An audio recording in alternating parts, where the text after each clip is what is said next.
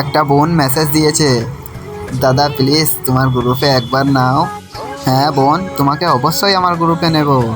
বোনটার এরকম মেসেজ দেখে ইউআইডি নিয়ে ফ্রেন্ড রিকোয়েস্ট দিলাম। তারপরে বোনটাকে ইনভাইট করতে দেখি বোনটা নিজেই আমাকে ইনভাইট করছে। তারপর সরাসরি বোনের গ্রুপে।